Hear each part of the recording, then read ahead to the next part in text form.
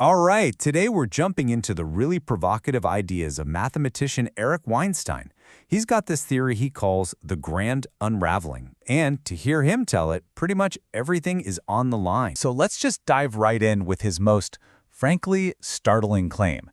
You see, when Weinstein looks at the world, he's not just seeing the usual tension and conflict. No, he's seeing a foundational collapse. The end of that stable post-war world that we've all just kind of taken for granted. And honestly, this one idea is the key to understanding everything else he talks about. Okay, so to really get a grip on this grand unraveling, we've got to connect a few dots. First, we'll look at the era he claims is ending. Then we'll get into why he says a whole field of science is broken. After that, it's all about the hidden forces he thinks are pulling the strings, how that messes with our culture, and then, finally, what he thinks might be our only escape hatch. So first up, what does he even mean by the end? Look, for him, it's not some Hollywood-style Armageddon. It's something weirder. It's the end of this very specific period of, well, artificial stability. A time we all thought was normal, but he calls the stagnant bubble. Okay, so here's his timeline. It kicks off around the 1950s. And this is when humanity suddenly gets its hands on two almost godlike powers, right? You've got the ability to edit the code of life with DNA, and you've got the power to end all life with the H-bomb. His whole theory is that we got so terrified of our own power that we kind of deliberately hit the brakes. We created this artificial bubble where real fundamental progress just stalled. And according to him, that bubble, it's bursting.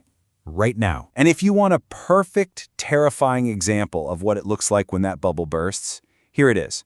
The entire COVID-19 pandemic, the thing that shut down the planet, was kicked off by a sequence of just 12 nucleotides. I mean, just let that sink in for a second.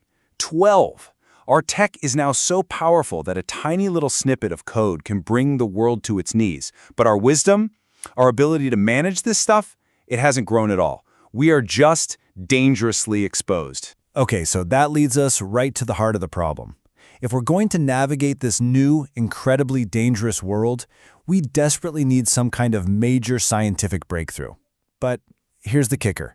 For Weinstein, the one field that could actually save us, fundamental physics, is, in his words, completely and utterly broken. Just take this one example, this really strange U.S. legal doctrine. It's called restricted data. And what it basically says is that certain scientific ideas are born secret. Think about that. A physicist could, discover some revolutionary new principle in their own basement, completely on their own. But the second they write it down, if it has anything to do with nuclear energy, they could be committing a federal crime. It's wild. And for Weinstein, this isn't just some weird legal footnote. This is the whole game. The very people, the brilliant minds who might be able to find a way out of this whole mess, they're effectively muzzled. He's convinced that the government is so afraid of new physics that it would rather slam the brakes on progress itself just to keep a lid on things and maintain control. All right, so if science is being held back, you have to ask, who's doing it? And this is where Weinstein's theory goes, let's say, a lot deeper. We start getting into this picture of massive institutional rot, all driven by something he calls a managed reality. And look, this is where the theory gets, well, really strange. It brings in figures like Jeffrey Epstein. Weinstein says, hey, forget the official story for a minute. Just ask a different question. Why was a guy like that so deeply tangled up in the world of elite science? I mean, funding conferences on fundamental physics. How does that make any sense? Well, Weinstein's answer is that Epstein wasn't really a financier. Not really. He was an intelligence construct. He sees Epstein's bizarre presence in the world of science as just a symptom of a much bigger hidden game, some kind of covert operation to monitor and maybe even control the smartest people on the planet. So what you end up with are two totally different versions of reality, side by side. On one hand, you have the official story.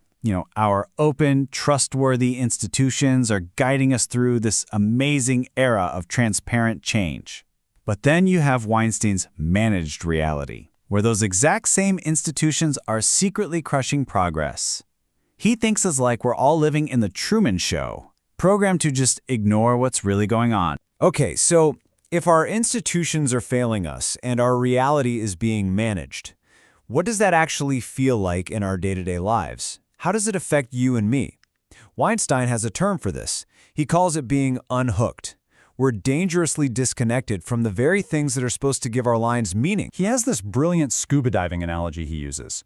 So when you're deep underwater, that panicky feeling, that I need air feeling, it's not actually from a lack of oxygen.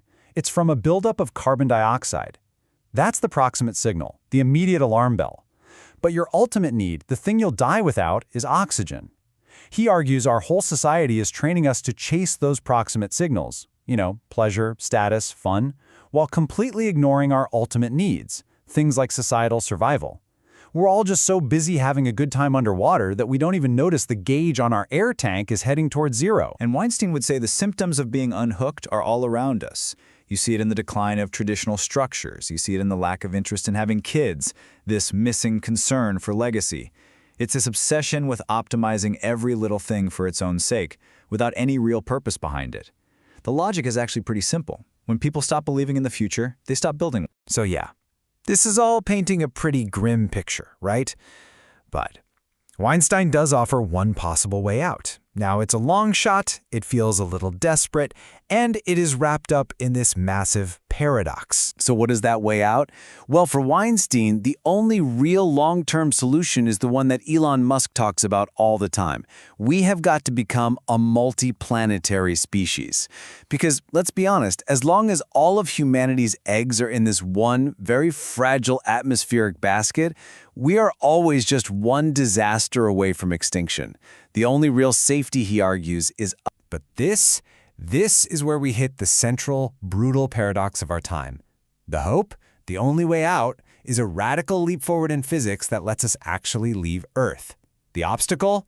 Our entire system, our institutions, are designed to prevent that exact kind of radical science.